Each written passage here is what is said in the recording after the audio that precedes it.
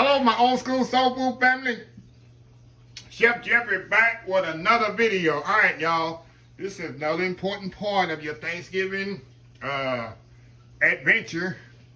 Old school cheese sauce, y'all. This cheese sauce I've been making for years. I actually made it on my former job that you retired for. We used to make this by the gallon fools. Exactly like I'm about to show you. I'm going to show you how to make cheese sauce where it doesn't split, where it doesn't separate on you. The key way of what you need to do to guarantee it will not break. Break meaning if the cheese will separate and the sauce is just mess and useless. I'm going to show you how to guarantee it won't separate.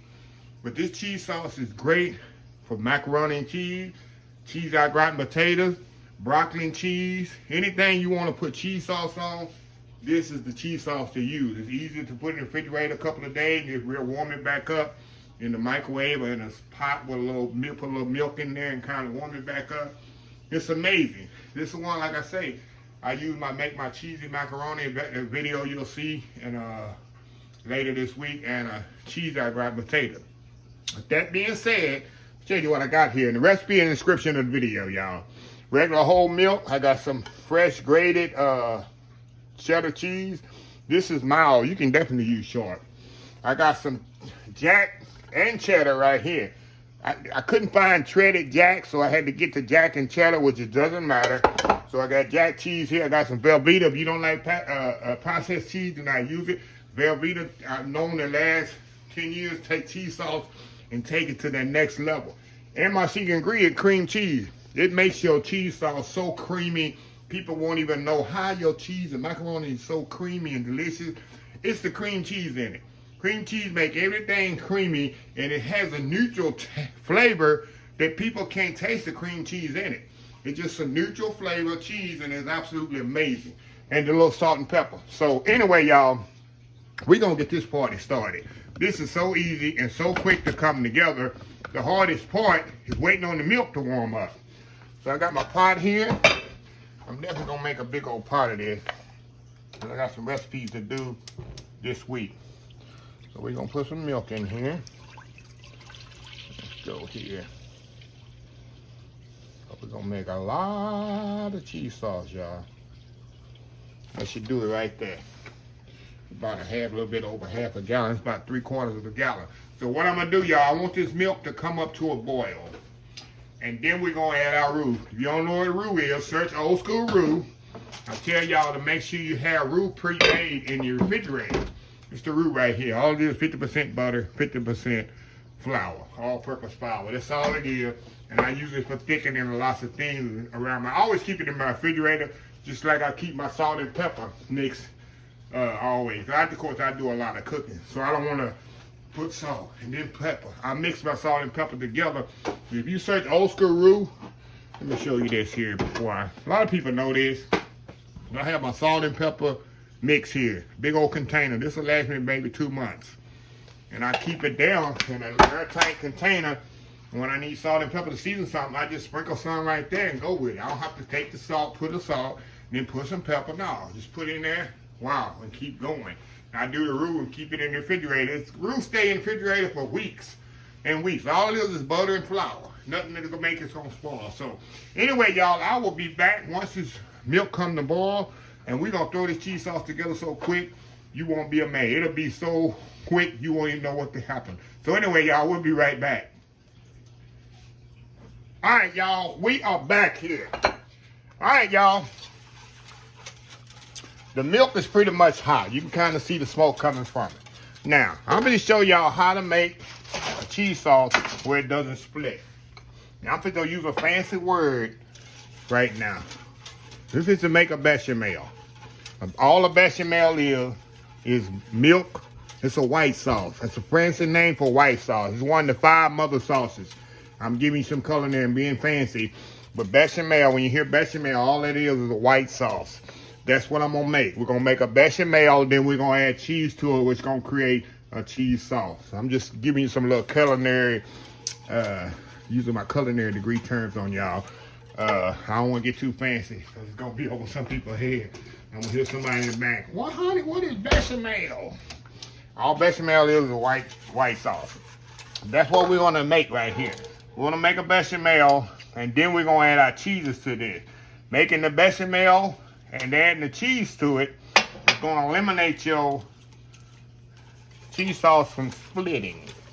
You're gonna create a thickness already. Now I can make this the other way. I can put the cheese in here and then thicken it later without it splitting, but there's an art to that and a science to that, and I don't want to do that to y'all. I don't want y'all wasting your cheese and all that up. I'm gonna show you the easy, simpler way to do it. I try to simplify everything that I make. And the other thing, make sure when you do this, make sure, I tell you this all the time, people don't listen, make sure you got a thick bottom pot. Do not make this in a thin pot. You're gonna scorch and gonna ruin your cheese sauce. Once you scorch milk, or you start the sauce, ain't nothing you can do. Ain't no seasoning, ain't no procedure, there's nothing to fix it and get that scorch taste out of there. Only way to do it is throw it in the trash. There's no way to fix it. If you add this to that, no. There's no way you can fix it. You gotta throw it away. Nothing worse than burnt milk taste in a sauce. It's there to stay. So, like I said, I'm adding some roux to this while I'm running my mouth. And I want this to come to a certain thickness. I don't want it to get too thick. And I don't want it to be too thin. The reason I don't want it too thick, because I got to add cheeses to this. When I add cheeses to this, it's going to get thicker, more and more thicker. But I don't want it too thin either, so when I add the cheese to it, it splits and separates. So you're going to add the roux little at a time. Now people going to say, how much roux? That's the thing. I put in the recipe how much roux to add. It depends on how thick or thin you want your sauce. I'm going to show you how thin I got mine. Because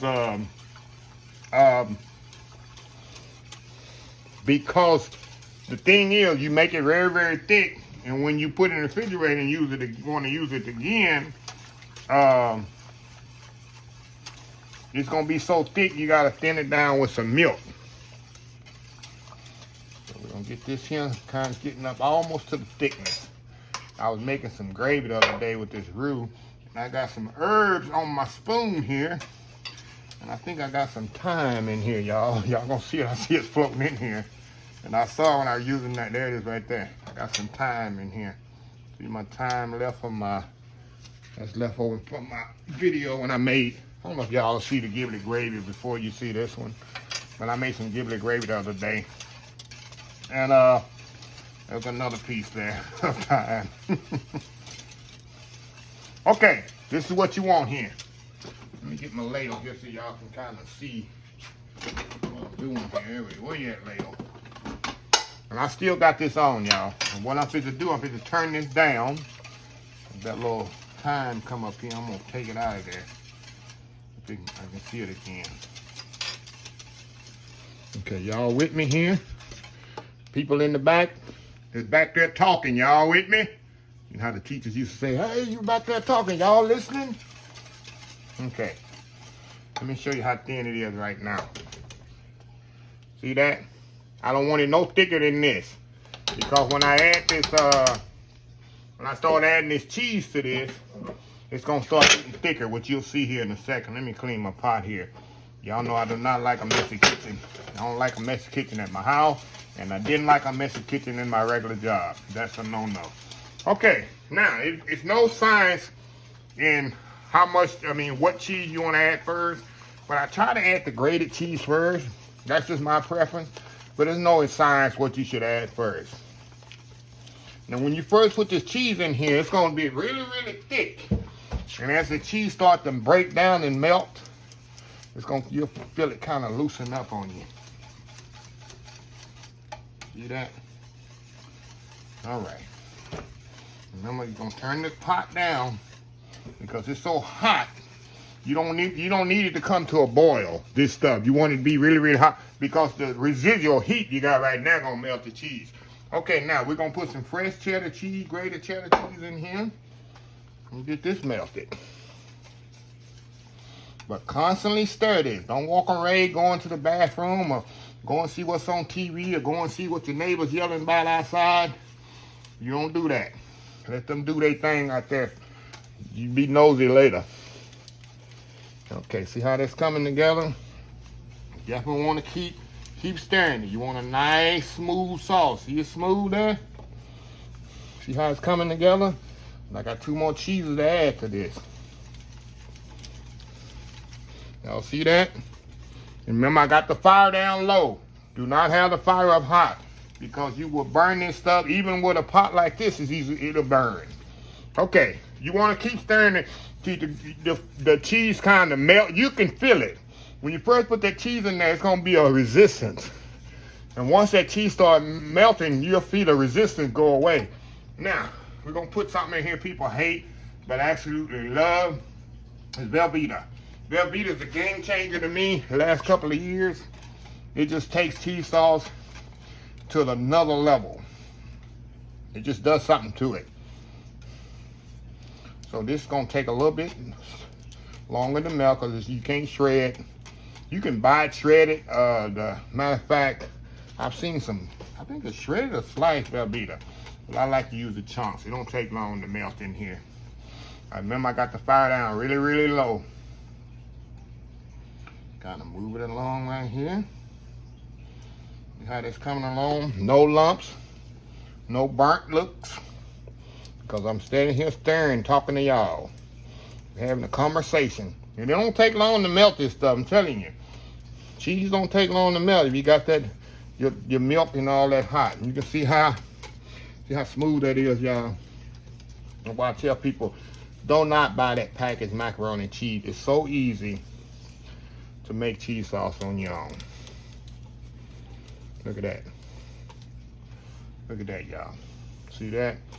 A little bit more in there. You can still feel the resistance. I can still feel a little bit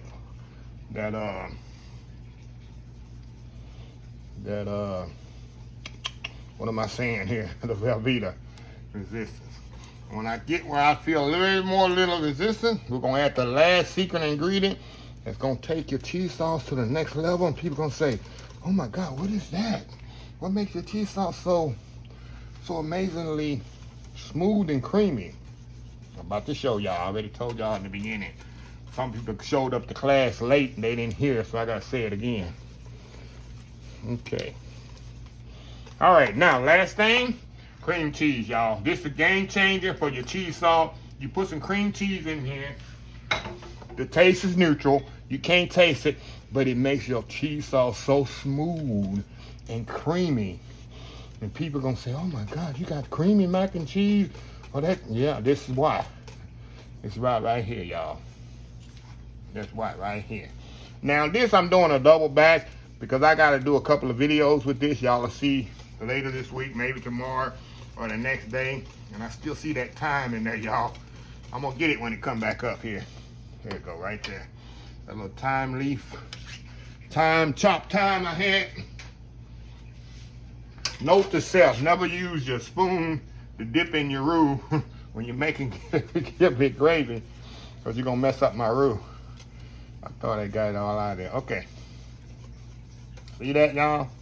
Now we got one more thing to do. We're gonna season this. Y'all notice I didn't season it in the beginning, the roux. Why? You know why? Because cheese is salty. Some of it's saltier than others. So I don't want to add salt to this before I add all my cheeses. And then I taste it and see how much salt I need. Because if I add the salt too early, then add more cheese that has salt to it, you're going to have a salty cheese sauce. Ain't nothing you can do. Look at this, yeah. See how smooth that is? You don't want it no thicker than that, y'all. Because like I told you, as this sets up, if you put it in the refrigerator, it's going to get, of course, what cheese do. It sucks in the moisture, and it's going to get a little bit thicker. So now I'm going to taste it here. And we're going to see if it needs salt. I'm cut the fire off. I just turned it off. I had it down low, remember? I just turned the fire down. And the residual heat is going to carry over and going to melt the rest of this. Because remember, we cooked the roux out. Ain't no roux taste to this. Okay, let's taste it and see if we need salt. Definitely need salt and pepper to this. I just know by feel how much I'm gonna need. I use salt and white pepper. Reason I use white pepper, number one, black pepper doesn't digest well, and white pepper just makes your food look better. You got pepper in it and they can't even tell. Okay, try another spoonful here. That's on and popping, y'all. A little bit more stirring. I'm gonna show y'all how smooth this is. I'll show y'all right now how smooth this is. Take this out, I just turn it off. Look at this. You got a big old pot of cheese sauce. See that cheese sauce?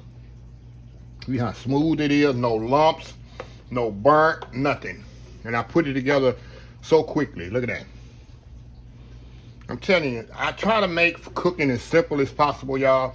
Some people are intimidated by making homemade cheese sauce. I put it together so easy. Look at that. Smooth. Look at that. I got some more thyme in there, y'all. There's one more. Note to self, don't ever make giblet gravy and stick your roux into your giblet gravy. Y'all see it. Y'all probably already saw my giblet gravy video. But I knew when I was doing that, I got all them herbs in my roux. But it is what it is. But look at that, y'all. So I guess I can close this video out. This is going to be kind of a different video because there's nothing to taste here. I already tasted the salt and pepper. So I'm going to close this video out right now. Just show y'all how easy it is to make cheese sauce. And like I say, this is good for mac and cheese. This is good for our gratin potatoes. You pour some of that over some broccoli and cheese. You can make broccoli and cheese casserole with this. You can even make green bean casserole with this. So much you can do with this cheese sauce, y'all. So I'm gonna close this video out. If you like this video, please share, please comment, please subscribe. Please follow my other social media accounts: Facebook, YouTube, Instagram, Twitter, Twitch TV, Pinterest, and oldschoolsoulfood.com. Remember the hashtag 2022, helping others with a purpose. Old School Soul Food. Until next time, have a blessed Old School Soul Food day, and I will see y'all in the next video. Y'all have a happy, blessed Thanksgiving. Love y'all.